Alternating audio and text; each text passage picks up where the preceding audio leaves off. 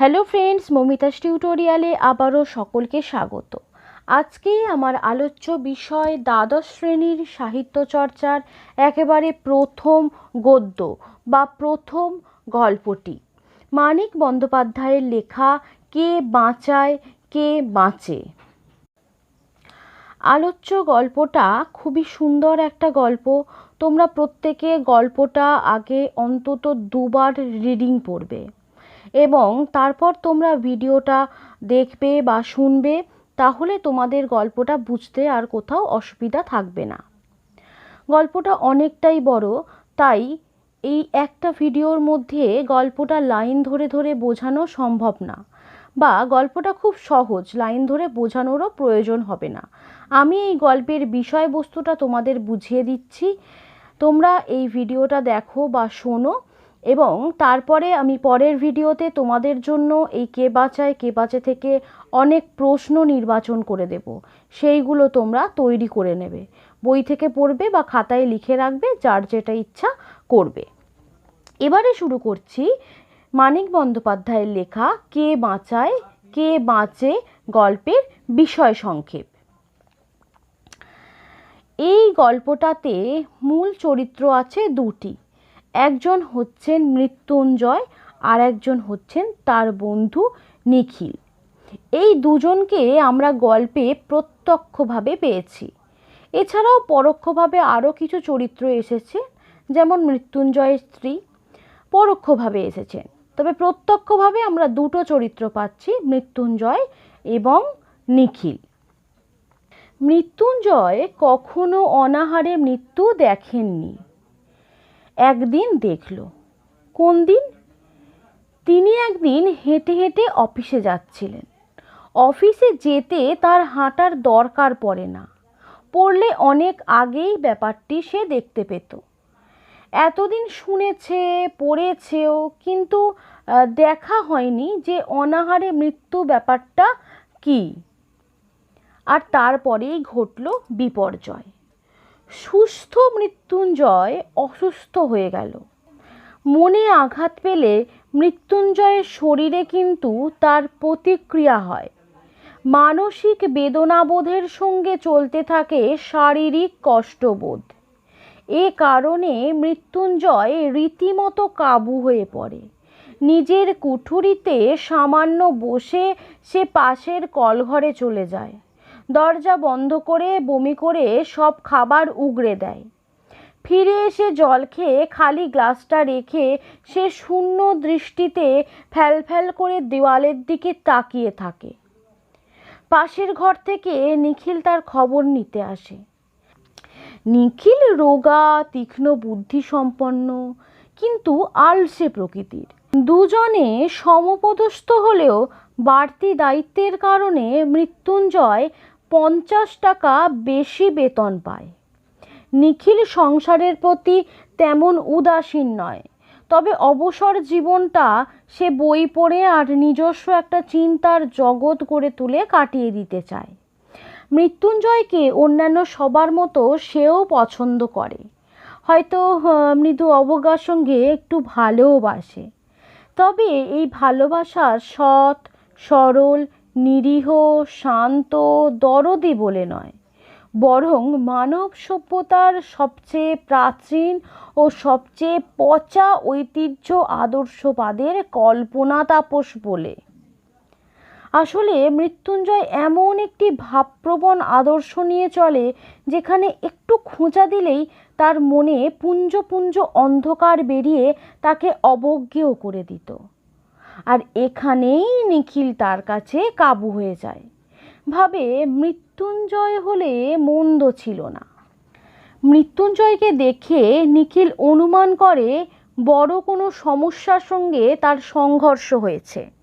স্বচ্ছ সমস্যার অকারণ, অর্থহীন, অনুচিত কাঠিন্যে সে মাথা খুঁড়ে খুঁড়ে মরছে।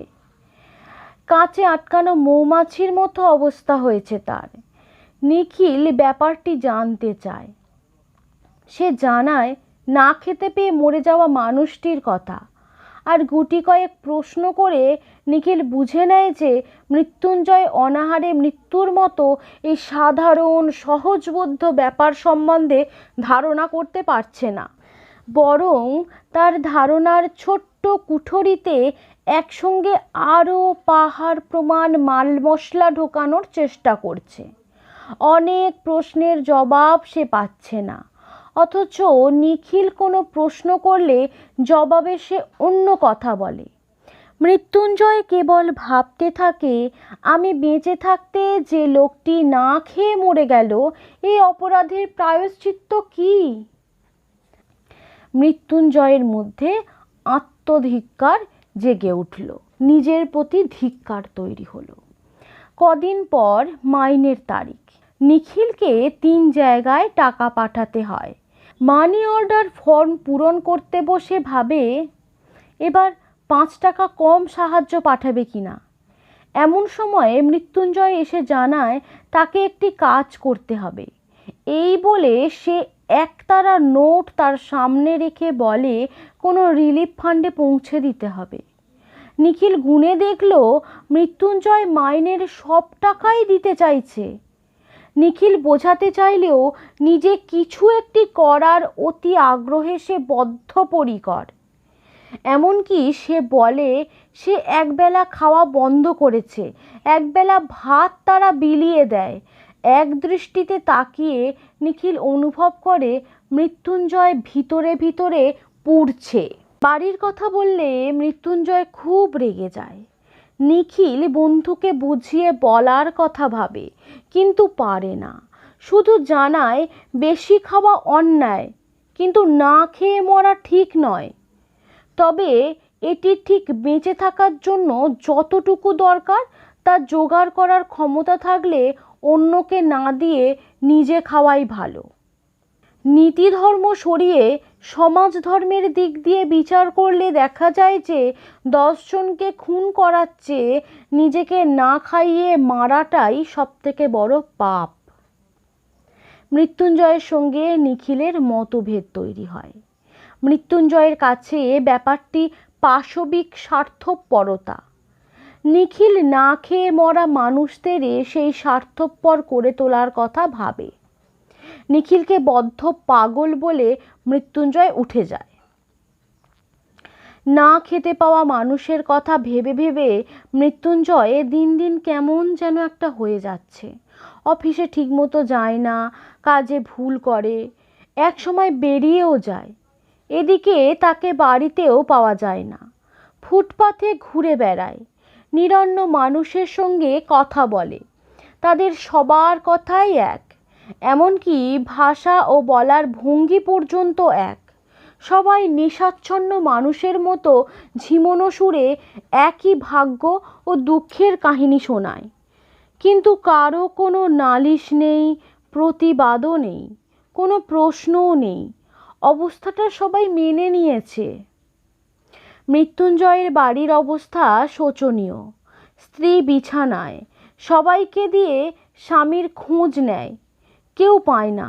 তবুও মিথ্যা সান্ত্বনা দিয়ে সবাই বলে যে খানিক পরেই আসছে, অর্থাৎ কিছুক্ষণ পরেই চলে আসবে। খবরদাতারা কেউ গম্ভীর মুখে, কেউ বা কাঁদো কাঁদো মুখে বসে থাকে। ছেলে মেয়েগুলি অনাদরে, অবহেলায়, ক্ষুধার জ্বালায় চেঁচিয়ে মরে।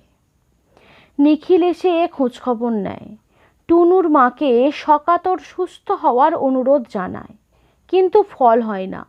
বরং টুনুর মাই বলে, উঠতে পারলে আমিই তো ওর সঙ্গে ঘুরতাম ঠাকুরপো। হতভম্ব নিখিল শুনতে থাকে যে টুনুর মাও স্বামীর মতোই হয়ে গেছে। তারও মনে হয় স্বামীর মতো সেও পাগল হয়ে যাচ্ছে। তারও কেবল রাস্তার লোকগুলির কথাই মনে পড়ে। কিছুই কি করা যায় না? এই ভাবনাতেই ওর মাথা খারাপ হয়ে যাচ্ছে। ওর কেবলই মনে হচ্ছে যথাসর্বস্ব দান করলেও কিছুই ভালো করতে পারবে না। নিখিল সব শোনে, ওর মুখ কালো হয়ে যায়। মৃত্যুঞ্জয় অফিসে যায় না। চেষ্টা করে নিখিলই তার ছুটির ব্যবস্থা করে দেয়। তারপর ছুটির পর মৃত্যুঞ্জয়ের কাছে যায়। তার ঘোরাফেরার স্থান এখন নির্দিষ্ট। নিখিল নানা কথা বলে, আগের যুক্তিগুলিও খণ্ডন করার চেষ্টা করে, কিন্তু সে বোঝে মৃত্যুঞ্জয় সব কথা শুনলেও কিছু যেন বোঝে না। তার অভিজ্ঞতার কাছে কথার মারপ্যাঁচ অর্থহীন। শেষ পর্যন্ত নিখিল হাল ছেড়ে দেয়।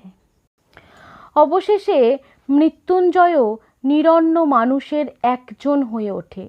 সিল্কের জামার বদলে খালি গা, ধুতির বদলে ছেঁড়া ন্যাকড়া, দাড়িতে মুখ ঢেকে যায়।